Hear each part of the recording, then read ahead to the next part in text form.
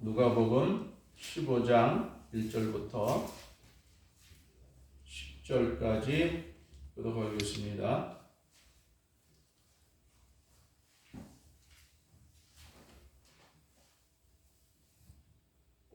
모든 세리와 죄인들이 말씀을 들으러 가까이 나오니 바리새인들과 서기관들이 수군거려 이르되 이 사람이 죄인을 영접하고 음식을 같이 먹는다 하더라.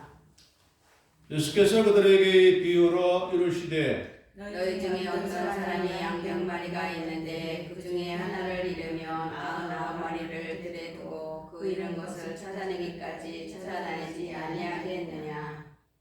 또 찾아낸즉 즐거워 어깨에 메고 집에 와서 그것과 이웃을 불러 모으고 말하되 나와 함께 즐기자. 나의 잃은 양을 찾아내오노라 하리라. 내가 너희에게 이르노니 이와 같이 죄인 한 사람이 회개하면 하늘에서는 회개할 것 없는 의인 99으로 말미암아 기뻐하는 것보다 더하리라. 어떤 여자가 10드라마가 있는데 하나를 잃으면 등불을 켜고 집을 쓸며 찾아내기까지 부지런히 찾아내지 아니하겠느냐. 또 찾아낸즉 벗과 이웃을 불러 모으고 말하되 나와 함께 즐기자. 이런 드라크 말을 찾아내었노라 하리라. 내가 너희에게 이르노니 이와 같이 죄인 한 사람이 회개하면 하나님의 사자들 앞에 기쁨이 되느니라. 아멘.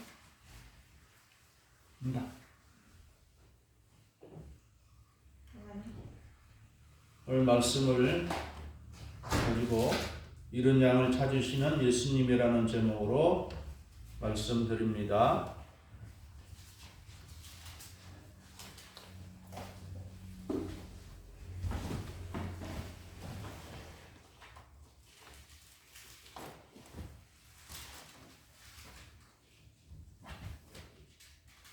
오늘 말씀을 보면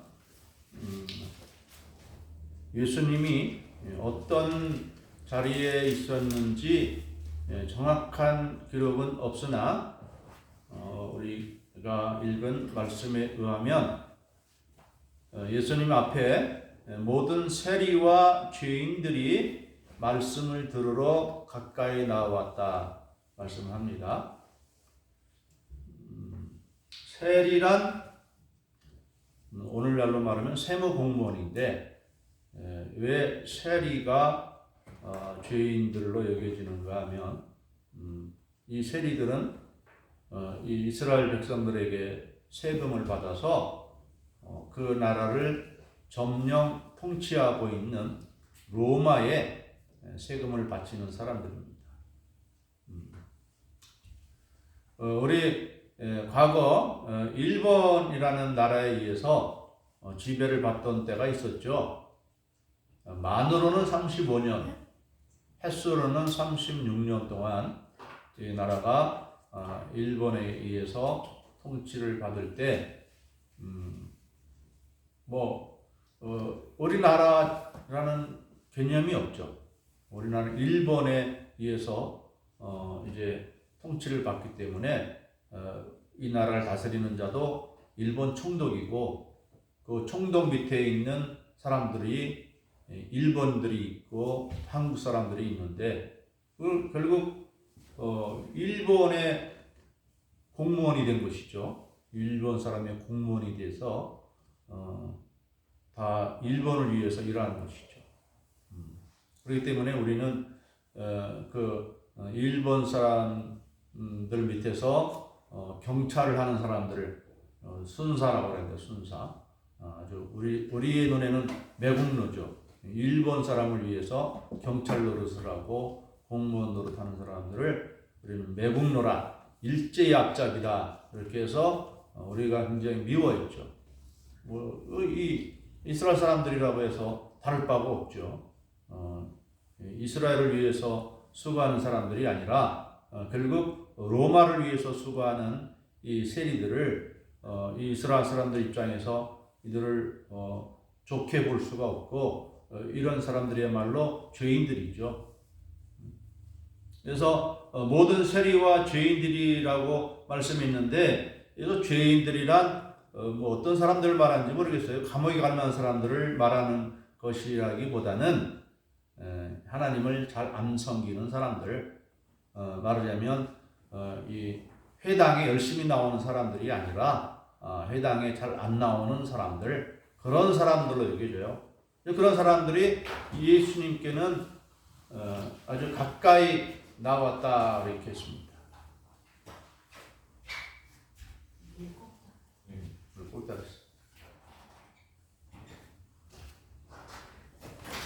가까이 나왔다는 것이 의미하는 것이 무엇입니까?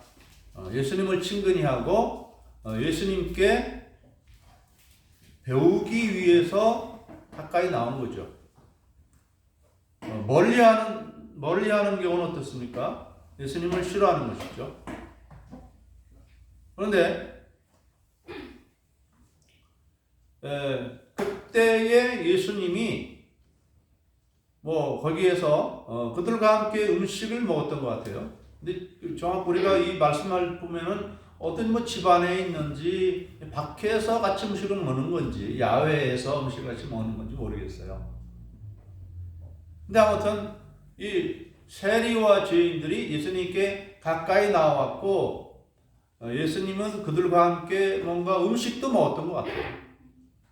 오늘 말씀의 내용에 의하면 2절에서 보면 그렇죠. 15장 2절에서 우리 이 성경 구조를 잘 보여주시기 바랍니다. 2절에서도 보면 그렇죠. 바리새인과 서기관들이 수군거려 이르되 이 사람이 죄인을 영접하고 음식을 같이 먹는다 하더라 그랬어요. 예수님이 그 사람들과 음식도 같이 먹는다 이렇게 말했어요. 그럼 이 바리새인과 서기관들이 왜 이렇게 수군거립니까? 이런 행동은 자기들은 이런 행동을 안 해요. 자기들은 이 세리들, 이 회당에 잘 안 나오는 이 죄인들, 죄인들이라고 말하는 표현 자체가 회당에 안 나오는 사람들, 너희들은 다 죄인이다. 하나님 거리가 먼 사람들이다. 이렇게 멸시하는 그런 마음이 이 표현에 나타나는 것이죠. 그래서 이 바리새인과 서기관들은 아주 경건하고 율법대로 사는 사람들이기 때문에 이렇게 매국노 같은 사람들, 회당에 잘 나오지 않는 이런 사람들하고는 상종을 안 해요. 같이 음식 먹는다? 있을 수가 없는 거예요. 근데 예수님은 서스럼 없이 그 세리들하고 죄인들하고 같이 밥을 먹어요. 옛날 시대로 말하면 그 일제 앞잡이인 일본의 공무원들이나 순사랑 같이 잔치를 열고 같이 음식을 먹는 것과 같은 거예요. 그러니까 이 바리새인이나 서기관들은 참 예수님이 이상하게 보는 거죠. 왜 그럴까? 예수님은 그리스도라고 하는데 오히려 진짜 예수님이 그리스도라고 하면 서기관과 바리새인들 같은 사람들을 더 좋아하시고 기뻐하고 사랑하고 그들과 가까이 하고 이 세리와 이 죄인들은 멀리 해야 되는데 예수님 거꾸로 한다 이 말이에요. 그러니까 이 바리새인이나 서기관들의 눈에서는 예수님의 행동이 마음에 안 드는 거예요. 뭐 마음에 안 드는 것이 끝까지 계속됐죠. 오늘 우리는 어떤 사람들을 세리처럼 여기고 어떤 사람들을 죄인으로 여기는가요? 우리도 비슷하죠. 교회 안 나오고 술 먹고 세상에서 방탕하게 살아가는 사람들, 우리가 볼 때는 뭐예요?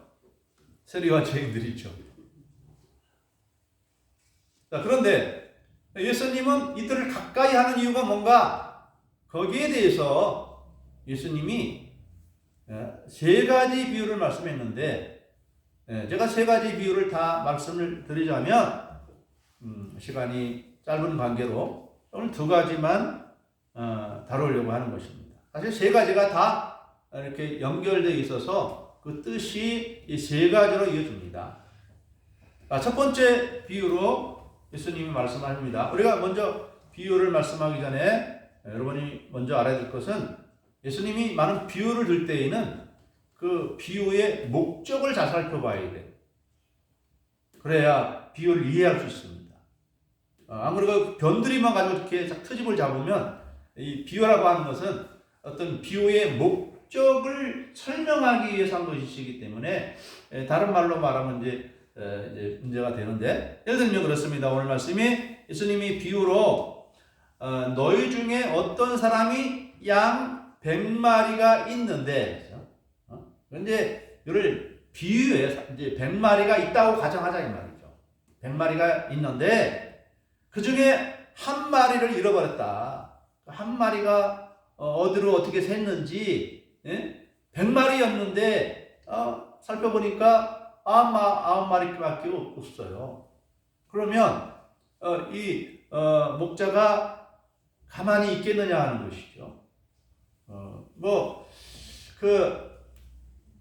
양을 치는 사람이 양을 쳐서 경제적인 수확을 이루려고 한다면 좀 어느 정도 좀 괜찮은 목자로 살아가야 한다면 약 300마리 정도 있어야 된다. 300마리 정도는 돼야 그래도 양을 치는 사람으로서 어느 정도 좀 여유 있는 그런 말하면 사업을 이루는 것이죠. 근데 100마리라고 하면 3분의 1 정도 해당하는 거니까 오늘 우리 직장 생활하는 사람으로 말하면 이제 한 150만 원, 160만 원 그 정도 버는 셈이 되는 거예요. 한 300만 원 정도는 벌어야 괜찮은데 한 200마리 정도나 아니면 300마리 정도면 한 500만 원 정도 월급으로 말하면 그 정도 좀 받아야 좀 어느 정도 경제적으로 안정이 되는데, 이 100마리 가지고는 사실 그 당시에 이 기준으로 할 때 얼마 안 되는 그런 분량의 양입니다. 그럼 한 마리가 이러고 가만히 있을 목자가 어디 있겠느냐 것이죠. 찾아 나서서 이제 찾으면 너무 좋아가지고 그 양을 자기 어깨에 메고 온다 그랬어요. 양을 어깨에 메고 온 사람 있어요? 양을 네 발이 있는데 왜 어깨에 메고 옵니까? 그냥 목줄을 하나 만들어가지고 걸어가. 찌찌기라면 어디 갔던 거야? 그럴 수 있잖아요. 너 때문에 너 얼마나 고생한 줄 아냐? 그래서 그 한 마리 양을 막 닥달을 하면서 이렇게 할 수도 있는데, 그 찾은, 잃어버린 한 마리 양을 찾은 그 기쁨에 이 양을 타박하지 않습니다. 어떻게 해요? 어깨에 맨다. 사랑한다. 그리고는 어떻게 합니까? 와서 그 친구들과 이웃을 불러 모으고 잔치를 벌이는 거예요. 잔치를.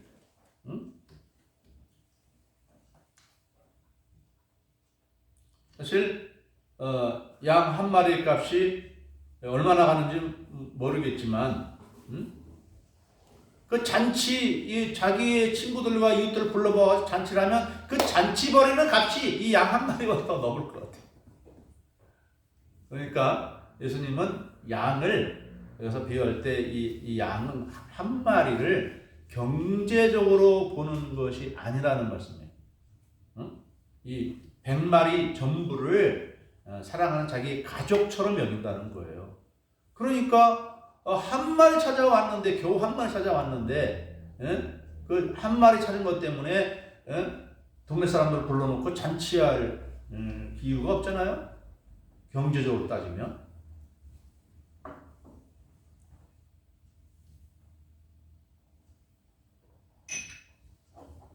자, 그래서 예수님이 또 말씀합니다. 7절에서 7절 함께 읽어보겠습니다. 7절 시작. 내가 너희에게 이르노니 이와 같이 죄인 한 사람이 회개하면 하늘에서는 회개할 것 없는 의인 99으로 말미암아 기뻐하는 것보다 더하리라. 자, 이 말씀하신 이유는 무엇입니까? 자, 지금 예수님 앞에 나온 사람들, 바리새인과 서기관들이 죄인이라고 그렇게 멸시하는 이 세리와 이 죄인들 한 마리 어린 양과 같다. 잃어버렸다가 찾은 한 마리 어린 양과 같다. 그래서 지금 예수님이 기뻐한다는 말입니다.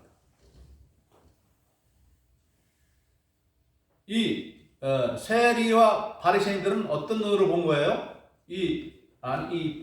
바리새인과 서기관들은 어떤 눈으로 이 사람들을 본 겁니까? 타박하는 자세로. 니들 왜 나갔어? 너들 왜 죄인 됐어? 이거잖아요. 그런데 예수님은 심정은 어떤 심정입니까? 잃어버린 양을 찾은 목자의 심정이라. 어떤 눈으로 바라보느냐는 것이 중요한 것이죠. 또 다른 비유를 또 하나 말씀합니다. 이번에는 잃어버린 한 드라크마를 찾은 비유입니다. 자, 어떤 여자에게 10 드라크마가 있는데 그랬어요. 10 드라크마. 드라크마는 화폐 단위입니다. 근데 얼마의 가치가 있느냐? 한 데나리온의 가치가 있어요. 이 데나리온은 로마 화폐고 드라크마는 헬라, 그리스의 화폐입니다. 이스라엘이 한때는 헬라 제국에 의해서 지배를 받았던 적이 있었죠. 그런데 이때에는 다시 헬라 제국을 로마 제국이 멸망시켰기 때문에 로마 제국에 의해서 이 데나리온을 쓰는데 한 데나리온은 노동자가 하루 일하면 벌 수 있는 돈이죠. 한 드라크마도 마찬가지입니다. 그런데 이때에는 로마 화폐보다는 드라크마보다는 로마 화폐를 통용하고 이 드라크마는 아마 동전이 좀 예쁜 모양이었던 것 같아요. 작고 예쁜 모양. 그래가지고 결혼할 때 그 신랑이 신부에게 주는 사랑의 증표가 10 드라크마라고 해요. 그래서 10개의 드라크마를 잘 연결해서 이 머리에 이렇게 올리는 머리띠 같이. 그래서 나는 지금 우리 남편한테 이런 드라크마 선물 받았어. 그걸 자랑스럽게 여기는 그런 의미의 드라크마라고 합니다. 그런데 여기에서 단 한 개라도 빠져버리면 남편이 그 아내에게 준 선물의 그 의미와 가치가 아주 뭔가 흠이 있는 그런 모습이라고 합니다. 그걸 하나라도 잃어버리면 안 되는. 하나라도 잃어버린다면은 그것은 남편에 대한 자기의 마음이 변했다고 하는 그러한 것이 된다고 합니다. 그래서 이 여자는 그 잃어버린 한 드라크마 아직도 9개가 남아있지만 한 개가 귀중한 거예요. 한 개를 채워야 됩니다. 그래서 이 여자가 부지런히 이렇게 막 여기저기 상 밑에 의자 밑에 방석 밑에 어디 있을까 찾다가 찾았어요. 너무 기쁜 거예요. 그래서 이 여자도 자기의 친구들과 이웃을 불러다가 9절 보죠. 9절. 자, 9절 읽어보시겠습니다. 또 찾아낸즉 벗과 이웃을 불러 모으고 말하되 나와 함께 즐기자 이른 드라크마를 찾아내었노라 하리라. 자, 드라크마 하나는 한 데나리온 가치와 똑같다고 그랬죠? 좀 크게 봐서 15만 원이라 봅시다. 20만 원이라 봅시다. 불러서 모아 잔치하는 값이 더 나가죠. 돈으로 계산하면. 그렇죠? 자, 우리 성도를 말합니다. 성도 한 사람을 잃어버렸다. 성도 한 사람을 잃어버렸다. 라고 하는 얘기는 돈의 가치로 생각할 수 있는 것이 아니죠. 여러분, 한 사람의 영혼은 돈으로 계산할 수 있습니까? 그래서 이것은 바로 우리가 어떻게 이해할 수 있는가? 이스라엘 사람들 당시에 예수님의 입장에서는 이 서기관이나 바리새인이나 다 이 세리나 죄인이나 다 하나님의 사랑스러운 어린 양이다. 다 사랑스러운 하나님의 드라크마다. 한 사람도 귀중하지 않은 사람이 없다 이 얘기예요. 그래서 예수님은 이 세리와 죄인들이 당신의 앞에 찾아왔을 때, 찾아왔다는 것은 무엇이에요? 예수님 말씀을 듣고 변화되고 회개하고 새로워질 수 있는, 다시 하나님의 신실한 백성이 될 수 있는 그런 상황이 아닙니까? 그런데 그런 상황인데 이걸 부정적으로 봐가지고 니들은 세리와 죄인들이니까, 니들 나쁜 놈들이니까 저리 가. 우리하고 상대할 가치가 없어. 이렇게 한다면 이 사람들은 어떻게 구원받을 수 있는 기회를 제공받느냐 하는 것이.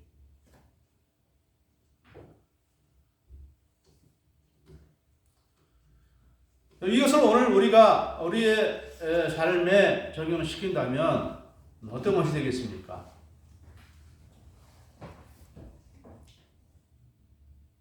뭐 1차적으로는 우리 교회라고 볼 수 있겠죠. 하나님의 교회. 물론 우리 교회는 하나비전교회만 교회는 아니고 온 세상에 있는 교회가 다 교회죠. 그러나 이제 일단 작게 보면은 우리 교회입니다. 우리 교회에서 이제 잃어버린 양, 잃어버린 드라크마 누가 되겠습니까? 잘 나오다가 나오지 않은 사람들이 되겠죠. 누가 있는지 우리 말하지 않아서 알 것입니다. 여러분의 각 가정에도 교회 잘 나오다가 안 나오는 사람들이 있죠. 그런 사람들이 뭐예요? 잃어버린 양, 잃어버린 드라크마. 다 소중한데 하나님을 멀리 떠났어. 목자의 지배를 싫어하고 또 하나님 백성과 함께 있기를 싫어해서 교회를 떠났어. 주님을 떠났어. 잃어버린 양들이죠. 잃어버린 드라크마입니다. 우리는 그들이 주님을 떠났다고 미워하고 하는 것은 아닙니다. 다만 우리는 그들을 어떻게 해야 되겠습니까? 안타까운 마음으로 그들을 찾아다녀야 되겠죠. 그래서 여러분 가족 중에서 우리 교회 잘 나오다가 나오지 않는 사람, 다시금 주님께로 나오도록 사랑으로 권면하며 대해야 될 것입니다. 어떻게 여러분의 가족 중에 한 사람인데 교회에 안 나온다고 멸시할 수가 없지 않습니까? 그렇게 눈을 바라본 사람 한 사람도 없는 줄 압니다. 다시금 주님께로 돌아올 수 있도록 우리가 그들을 위해서 기도하고 사랑으로 권면해야 할 것입니다. 그리고 더 나아가서는 이것이 우리 교회와 여러분의 가정뿐만 아니라 온 세상적으로 볼 수 있죠. 하나님이 이 세상 만물을 만드시고 또 사람을 만드실 때에는 어떻게 만드셨어요? 창세기 1장 26절과 27절에 보면 하나님이 자기의 형상, 자기의 모양을 따라서 우리 인생들을 지으셨다고 했어요. 여러분이 만약에 로봇을 만들 때 여러분의 모양을 그대로 비슷하게 해가지고 로봇을 만들었다.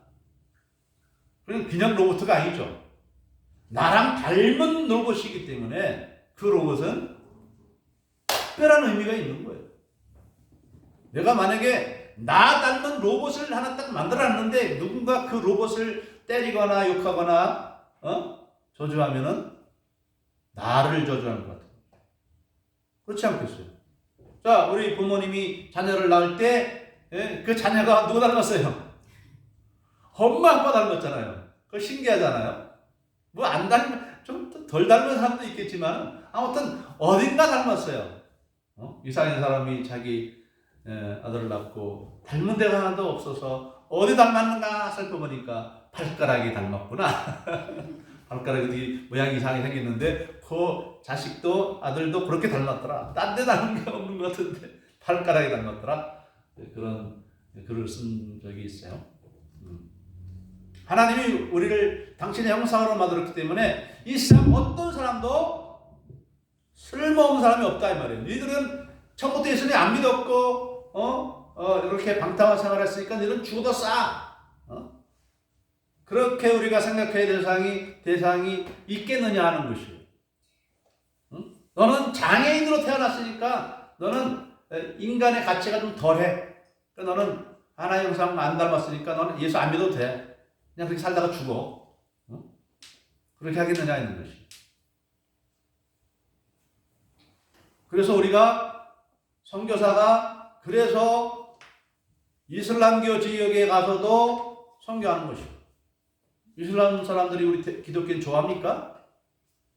안 좋아해요. 그들은 예수님은 선지자는 되지만 하나님의 아들로 믿는 것은 신성 모독이라고 여깁니다. 그들은 이 바리새인과 과거의 바리새인과 서기관 똑같아요.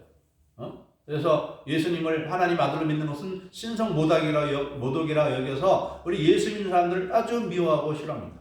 그런데 왜 선교합니까? 이런 마음이죠. 이런 마음. 공산주의 가서 또 선교합니다. 우리 제가 어렸을 때 다니던 그 목사님의 아들이 제가 전방 연천에서 목회할 때 그 아들을 만났는데 제가 섬기던 군부대 교회의 담당 군목이었어요. 어떻게 우연히 만나게 됐는데 제가 다닐 때 그 아버지 목사님은 감리교에서 아주 존경받는 목사님입니다. 교회가 한 2,000명 규모가 됐고 그 교단에서 하여튼 아주 존경받는 그래서 거기 유명한 감리교단의 이 지도자들과 서로 어울리기도 하고 또 교단에서 또 우리 영천 교회죠. 영천 교회에 특별 강사로 와서 설교도 하고 그랬어요. 감리교 목사님이시지만. 그래서 그 아들이 감리교가 목사로서 이렇게 활동하면 그 아버지 후광이기 때문에 이 감리교는 어떤 뒤에 배경이 있느냐에 따라서 어떤 좋은 큰 교회도 가서 담임할 수 있는 그런 목사님인데 나중에 보니까 이분이 쿠바에 선교사를 갑니다. 쿠바.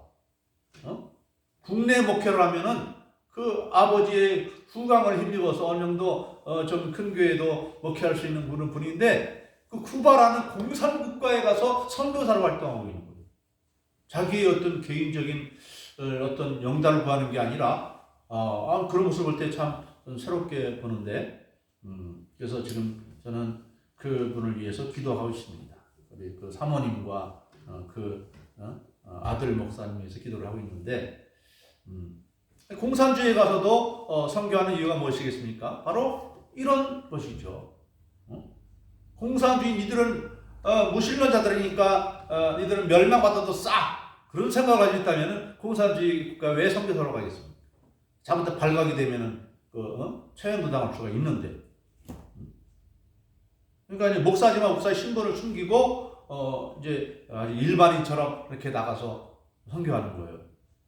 생명을 걸고 위험 부담을 감수하고 또 우리 김숙규 전회장님도 마찬가지죠. 참 이슬람 사람들이 기독교를 싫어하는데 그것도 연약한 여자 처녀의 몸으로 가서 선교를 하는데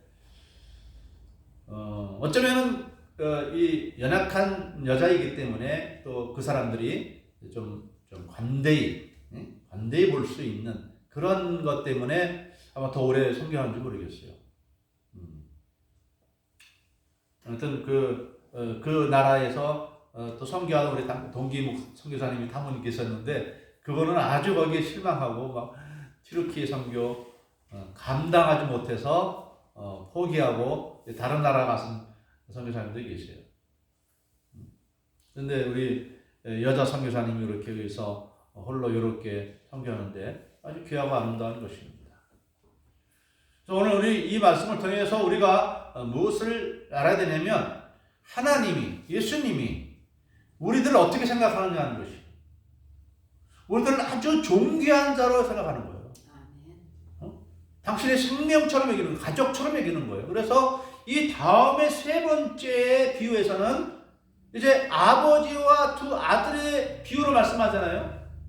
아버지에게 두 아들이 있었는데 한 아들이 아버지를 떠나서 멀리 유산을 미리 땡겨 받아가지고 그것을 가지고 처음에는 아버지 많은 유산이 있었으니까 잘 나가고 잘했는데 나중에는 다 날려버리고 거지 몰골이 돼가지고 돌아왔는데 그 아버지는 그를 타박하지 않았다.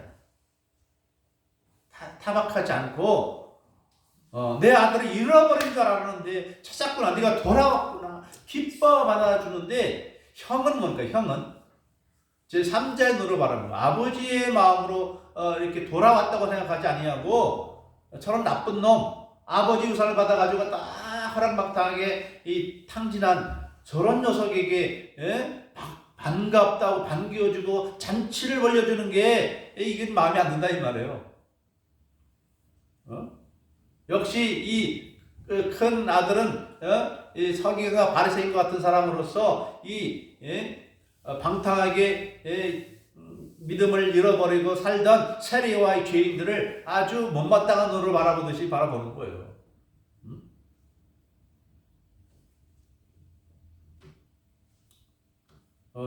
이 말을 의미하는 것은 첫째, 그러면 뭐 어떤 사람들이 말합니다. 그 100마리 중에서 99마리는 버려두고 그냥 한 마리만 좋다고 쫓아다닌 거냐? 이렇게 의문을 제기하는 사람도 있어요. 이 비유를 보고. 이 비유의 목적은 그게 아니잖아요. 100마리 중에 99마리도 소중하다 이 말이에요. 근데 한 마리 그까짓 거 이게 아니라 한 마리 소중하다 이 말이에요. 두 아들이 있는데 한 아들 나가서 죽든지 이런 부모가 어디 있겠느냐 이 말이에요. 비록 방탕하게 나가서 아버지 유산을 다 잃어버리고 그렇게 죄인처럼 살았을지라도 돌아올 때에는 아버지는 여전히 내 아들이라 이 말이죠.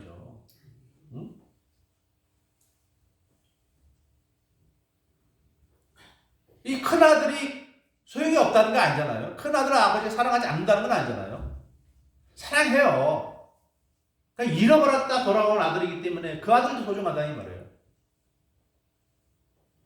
하나님의 눈에는 우리 예수 믿어 구원받은 우리나 구원받지 못해 세상 속에 살고 있는 사람들이나 하나님 눈에는 어떻게 해요?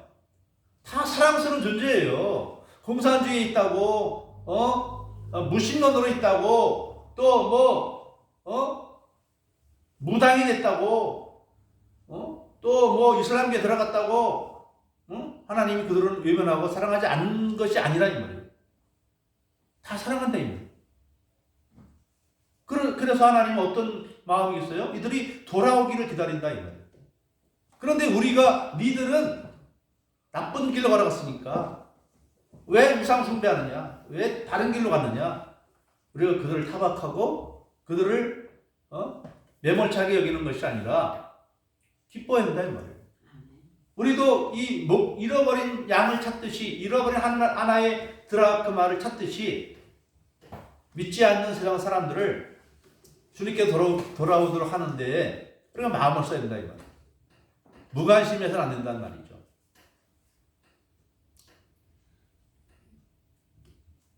그래서 이 말씀을 보면서 내가 우리 교회 안 나온 사람들 너무 무관심한 거 아니냐 그런 나름대로 이런 또 깨달음이 있었고 가책이 또 듭니다.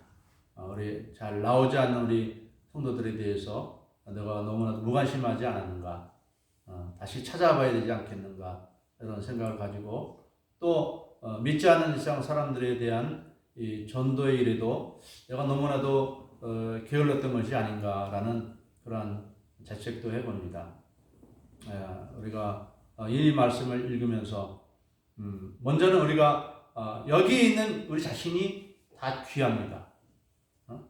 아홉 마리의 양처럼 남겨진 아홉 개의 드라크마처럼 또 집 떠나지 않는 큰아들처럼 우리 다 소중합니다. 우리도 아버지의 마음을 가지고 이제는 하나님 품을 떠나 살고 있는 이 세상 사람들, 하나님 품을 떠나 살고 있는 우리의 친구와 이웃들을 우리가 더 이전보다 더 많은 관심을 가지고 기도로서 사랑으로서 또 전도로서 그들을 주님께로 인도하는 일에 좀 더 열심을 가지는 그러한 여러분과 제가 되기를 주님의 이름으로 축복합니다. 아멘. 기도하겠습니다. 사랑의 하나님, 우리도 하나님 앞에 존귀한 자요 참으로 소중한 자들입니다. 잃어버림을 받았던 그러한 저희들이었는데 저희도 주님의 찾으심과 택하심을 통해서 이렇게 하나님을 섬기는 복된 자녀들이 되었습니다. 이 세상에 살 동안 하나님의 특별한 보호하심 속에 살고 또한 영생으로 나가는 그러한 복된 인생들이 되었습니다. 그러나 아직도 이 은혜를 알지 못하는 세상 사람들이 많이 있습니다. 그 중에 우리의 가족도 있고 우리의 친구도 있고 우리의 이웃들도 있고 멀리 있는 사람들도 있습니다. 하나님 아버지여, 우리가 하나님 아버지의 마음을 가져서 목자의 마음을 가지고 하나의 잃어버린 드라크마를 찾는 그러한 여인의 마음을 가지고 또 집 떠난 또 자기의 작은 아들을 기다리는 아버지의 심정을 가져서 아직도 주님 안에 있지 아니한 우리의 또 이웃들을 불쌍히 여기고 그들을 찾고 찾는 그러한 저희가 되게 하여 주시옵소서. 이를 위해서 더 힘쓰는 우리 하나님께 모든 성도님들이 되게 하여 주시옵소서. 간절히 간구하며 예수님의 이름으로 기도드리옵나이다. 아멘.